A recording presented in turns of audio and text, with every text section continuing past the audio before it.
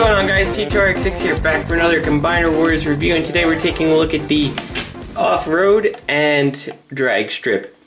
And now Offroad is, from my understanding, a girl, as I'm told. That's not really a problem. It does end up looking a lot like Wild Rider, so if I call it a him, you know why. So, you know, just kind of bear with me there. Offroad is a nice little SUV type thing, or pickup truck, I suppose. I actually really like the aesthetics of Offroad. I think that she looks really cool. The paint is pretty nicely done, nice tempo there, nice, you know, Wild Rider red windows here. I mean, I kind of love it. It looks really good. You know, we don't often see the actual rims being painted, so it's really nice to see that. I think it's, you know, a perfect amount of paint. You know, you could add some little black details, but that's all stuff you can do at home. And of course, we could use some tail lights, but once again, I'm sure repro labels will come to rescue here. So very nice. It's a, you know, very nice feeling truck. It doesn't feel, you know, cheap plastic like this. Things aren't pegged in with metal. They're just, you know, the friction plastic. Again, just like this. But for whatever reason, I guess the parts, or, you know, how big it is, it doesn't feel as rickety. So that's always nice. And here, of course, is Dragstrip, who is looking definitely the part. He kind of reminds me of the old Robots in Disguise, as in the original RID cartoon, Skids. That's totally the vibe I get from this guy. No second set of wheels, a little disappointing, but hey, what can you do? So overall, it's a nice size toy. I honestly kind of forgot that these guys are deluxe and not scouts, and was really pleasantly surprised to get them in hand. Even seeing them in store in package, I didn't really realize that they're quite this big. So for these reviews, I'm not really going to take too much time to show the limb modes. They've got places where parts go. For the most part, to put them into like a foot mode, you pretty much take the front end of your vehicle, rotate it around, and kind of clip things in place, move the head out of the way, and bring a combiner port up, and then you stick the little piece on there. So that's pretty much the same for every single one of these toys, and the arms just kind of fold the kibble away in a weird way. So I'm not going to show that. You can pretty much just look at some pictures online and figure that one out. Yeah, I just think it's a waste of time. I'll show the transformations kind of as a montage type thing when we actually get to Menasor. But it is worth discussing their actual weapons. So this is Dragstrip's weapon. He comes with this, I guess it's a gun, or it's a sword, or it's a gun sword. The way that the handle is canted here, I guess you can plug it in like that, but that kind of looks weird. And I don't know if this is going to show up on video as purple or blue. It's a very dark purple, but the camera seems to be picking up more like a blue color. Yeah, there's just nothing really to do with this. I mean, you can't put it that way. I guess you could do that. You could give a blade like that. It's kind of dumb. And then you got the combiner accessory that is kind of set to look like some kind of gun. And once again, same problem. You can plug it into the side here, but that just looks goofy.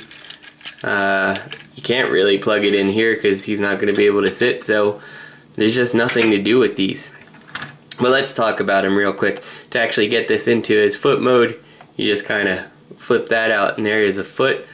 Or to turn it into a fist, you leave that out and you kind of get the fingers out and close this on up, and then depending which way you go, you either got a right hand or a left hand, depending on which way you want it. And I think that all things considered, that's a pretty elegant way to hide the combiner stuff in some kind of meaningful manner. Not super convincing as a gun, but you know, the fact that it doubles a foot and a hand, that's pretty cool. Offroad here fares a little bit better. I don't really understand why they molded this piece in here. It's kind of weird, if you ask me. Like, it feels like this should mount on it somehow, and I think it would have been cool if they put that there, because it looks very much G1 Stunticon to have the gun over the roof like that. But all you can really do is plug it in on the sides here. You do have the peg holes here that you can put the axe in, and you can put it on the side if you want. But again, none of that looks particularly elegant. So let's start with Offroad, getting her to her robot mode. We're going to start by kind of taking out the arms here and fold this piece on up.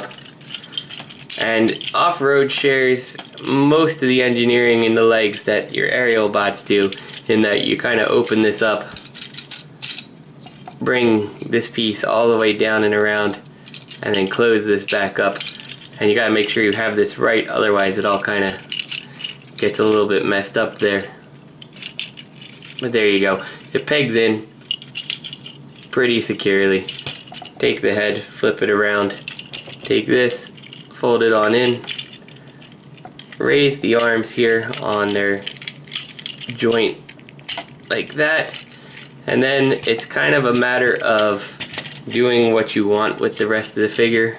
You can see the arms kind of came free themselves. We got these panels, you can put them up, you can put them down, whatever you want.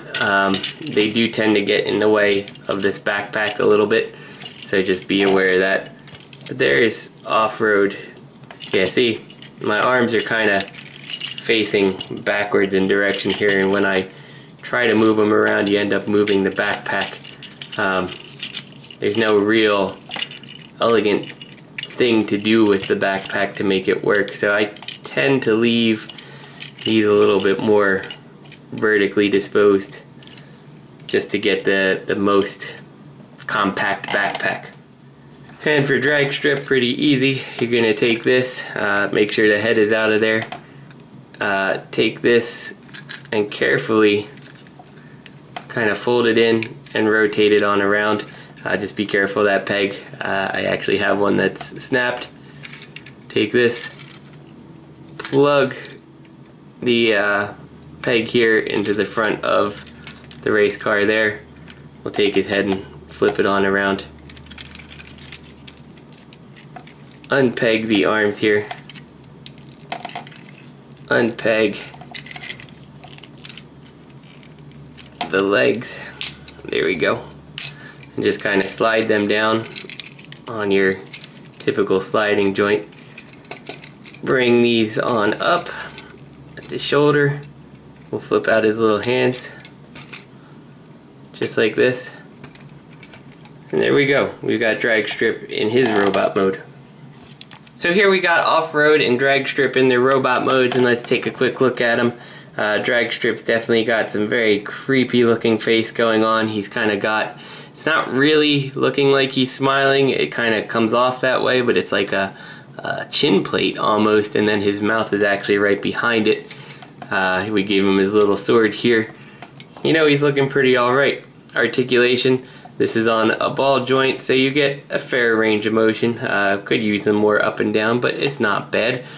The shoulders, you could see we're on that rotation up and down, and then you also have a ball joint on the shoulder, so plenty of articulation out of the shoulder.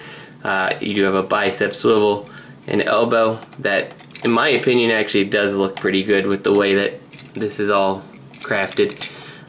The rotation on the actual wrist, you do have a waist swivel down here, ball jointed legs for plenty of rotation out of them, the thigh swivel, the knee joint, and then nothing on the foot, I don't think. It's weird because it's most definitely an extra piece of material down here. Oh, it does actually move. So I guess that's a toe. I'm not really sure. I don't really know what they want you to use this for, because it kind of looks a little bit silly. I guess you could make that his foot if you wanted. I don't really know what the purpose of that is. I thought it felt like it moved, and that's the first time it's actually really moved for me. So yeah, that's something. I don't know. If you know what that is, tell me in the comments below because I don't have any instructions for this guy. On to off-road. Dragstrip couldn't take it. Pretty nice looking head sculpt. Not very indicative of a girl, but I guess it's a robot, so whatever. I do like the red accents on here, looking pretty good. Once again, ball jointed shoulders, but because of these panels, the back wheels get in the way. If you're willing to take that out of the way, you get plenty of range of motion out of it. Just a shame about that back piece. The elbow down here is on the rotation, and then the actual swivel. You do have the waist swivel, once again, ball jointed down here, thigh cut, and the actual knee. So overall, I can actually see the appeal of the Combiner Wars Deluxes. They're pretty well painted toys. They got decent articulation for what they are. They're sized pretty well if you want to put them with a classics type shelf. There's Orion in the background here. Yeah, I mean, I can understand the appeal. Pretty simplistic transformations for what they are, but overall, pretty darn good. So this is T2RX6. I hope you guys enjoyed the review, and I'll see you next week.